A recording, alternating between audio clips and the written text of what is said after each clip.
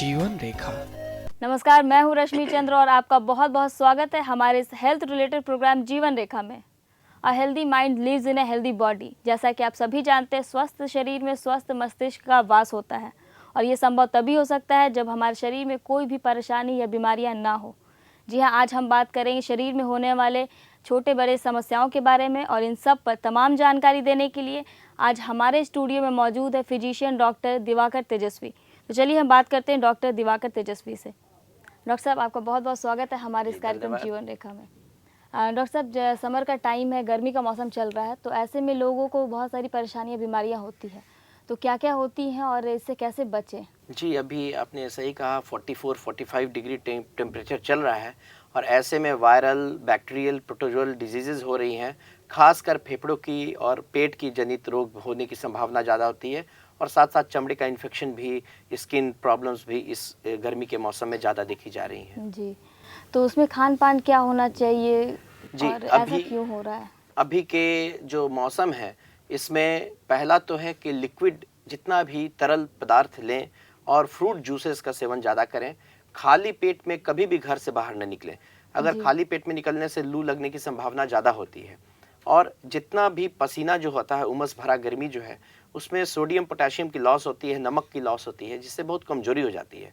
तो निकलते समय निश्चित तौर पर इलेक्ट्रल पाउडर का भी सेवन करें, जो रसदार फल हैं उनका सेवन करें और तले चीज़ों का अभी सेवन न करें, ज़्यादा मसालेदार चीज़ों का सेवन न करें, सादा फूड ही रखें और खाली पेट कभी बाहर निकलें। प्रचुर मात्रा में तरल पेय पदार्थ लें और रसदार फलों का सेवन करें। डॉक्टर साहब, आपने जैसे कहा कि तरल पेय या पदार्थ लेने को, तो बाज़ार में भी आजकल बहुत पेय, शीतल पेय मिल रहे हैं, तो इसमें लोग पीते हैं, तो क्या ये आम सही होगा पीना? जी देखिए, 2 तरह के शीतल पेय बाज़ार में, एक तो लोकल ठेले पर भी शीतल पेय मिल रही है, लेकिन उसमें जिस मीडिया से वो बनता है, जो पानी वहाँ पर यूज़ होता है, उसकी गुणवत्ता उतनी अच्छी रहने की संभावना कम रहती है। उसमें इन्फेक्शन होने की संभावना रहती है उस पानी में और उस केमिकल में जो रंग मिला करके शीतल पेयजल बना के दिया जाता है, उस केमिकल में भी ऐसे अवयव होते हैं जो लिवर और किडनी को खराबी पहुँचा सकते हैं। तो अगर अच्छा शीतल पेयजल है, उसकी गुणवत्ता मेंटेन्ड है, तब एक आध बार लिया जा सकता है, लेकिन जो प्यास लगती है गर्मी के दिनों में, वो शीतल पेयजल नहीं बुझा सकता है, क्योंकि उसमें जो चीनी की मात्रा होती है, वो थोड़ी देर के बाद पुनः प्यास लगा देती है। तो ऐसे में यदि गर्मी के दिनों में अगर प्यास बुझानी ही है, तो बेहतर होता है कि उसमें इलेक्ट्रल पाउडर का यूज़ करें, पानी के साथ 2 चम्मच नमक चीनी का घोल मिला करके पी लें, स्वच्छ पानी के साथ, साफ-सुथरी पानी के साथ, या फिर डाब का पानी, इस तरह का जो नेचुरल होता है, उसका ज़्यादा सेवन करें, बनिस्बत की जो बाज़ार में शीतल जल उपलब्ध है उसमें। तो आपने ये तो लू की बात कही, अब आपने जैसे कि कहा स्किन डिजीज़ भी होती है, तो वो क्या-क्या कैसे हो जाते हैं? जी, ऐसे गर्मी के मौसम में जो उमस भरी गर्मी होती है, उसमें शरीर के कुछ भाग जहाँ की नम्रता ज़्यादा होती है, उमस ज़्यादा होती है, वहाँ फंगल इन्फेक्शन होने की संभावना ज़्यादा होती है। ऐसे में खुजली, दाद होने की ज़्यादा संभावनाएँ बढ़ जाती हैं इस मौसम में। तो उसमें ड्राई रखना है स्किन को और अगर ऐसे खुजली होती है तो एंटी फंगल क्रीम लगाने की आवश्यकता होती है, जिससे कि वो इन्फेक्शन बचे। हमेशा गंजी को भीग जाता है यदि गर्मी से, या अंडरगारमेंट्स भीग जाते हैं, उसको खींच करके हमेशा सूखा कपड़ा ही पहनने की रहती है, जिससे कि इस तरह की बीमारियों से बचें। हाँ जी, इसके अलावा और कौन-कौन सी बीमारियाँ होती है गर्मी में? देखिए, गर्मी में सबसे पहले जो पेट की खराबी होती है, वो ऐसा होता है कि 40-45 डिग्री सेंटीग्रेड पर हमारा शरीर का जो इतना एंजाइम्स है, जो पाचन क्रिया में सहायता पहुंचाता है, वो एंजाइम्स डीनेचर्ड हो जाता है, क्योंकि ऑल एंजाइम्स आर प्रोटीन और प्रोटीन एक ऑप्टिमम टेम्परेचर पर ही कार्य करता है और हमारे शरीर के अंदर जो पाचन की एंजाइम्स हैं, वो 38-39 डिग्री सेंटीग्रेड पर ऑप्टिमल काम करती हैं। जैसे जैसे टेम्परेचर बढ़ता है, एंजाइम्स अपने काम कम करती हैं। तो ताज़ा खाना खाना चाहिए और खाना खराब होने की संभावनाएं बहुत ज़्यादा बढ़ जाती हैं, तो पेट जनित रोग तुरंत इस गर्मी के मौसम में हो जाते हैं। तो उनसे बचने के लिए हमेशा ताज़ा, सुपाच्य एवं हल्का खाना ही भोजन करना है, एक बार में बहुत ज़्यादा खाना नहीं खाना है।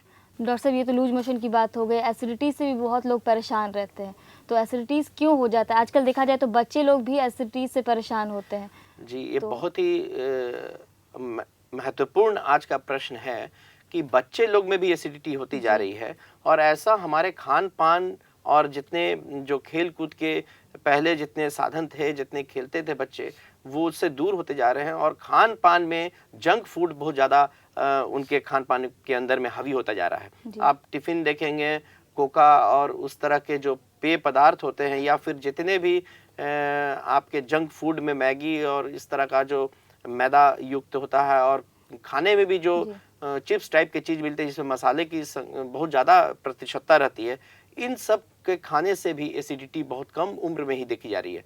और बच्चों के खाने में साग सब्जी आजकल बहुत कम हो रहा है। ये बहुत महत्वपूर्ण कारण है कि छोटे बच्चों में भी एसिडिटी आती जा रही है और आगे चल करके यदि डाइट में अगर चेंजेस बच्चे नहीं रखते हैं, उनके अभाव जागरूक नहीं होते हैं, तो ये पेप्टिक अल्सर में बदल सकता है। तो क्या डाइट देना चाहिए बच्चों को? देखिए, बच्चों को जो सामान्य चावल, दाल, हरी सब्जी, जो रोटी, पराठा और इस तरह के जो नियमित रूप से हम लोग खाना खाते हैं, वो हमेशा बच्चों को उसको प्रेफर करना चाहिए। साग की मात्रा भी होनी चाहिए जिसमें फाइबर मिले और जंक फूड का कम से कम उसमें इस्तेमाल होना चाहिए। इससे बच्चे एसिडिटी से बचेंगे। जी। अगर हम बड़े की बात करें तो बड़े भी तो एसिडिटी से काफ़ी परेशान रहते हैं। जी। किसी को मेडिसिन खाने से हो जाता है, किसी के खाने किसी चीज़ से एलर्जी होती है, खाना खाते उससे गैस फॉर्म होता है, किसी को दही से, किसी को नींबू से। तो उसके लिए आप बड़े लोगों को क्या कहेंगे? बड़े लोग में भी स्ट्रेस फैक्टर बहुत ज़्यादा इधर बढ़ता जा रहा है, भाग दौड़ की ज़िंदगी होती जा रही है और उसके साथ साथ स्ट्रेस के साथ साथ खाने पीने का भी अनियमितता होती जा रही है बड़ों के में भी।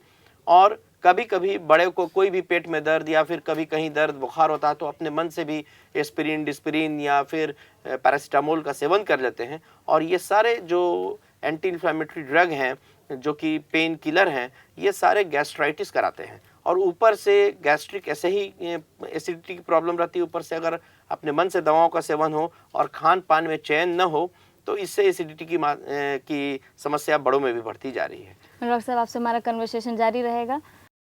Like and subscribe.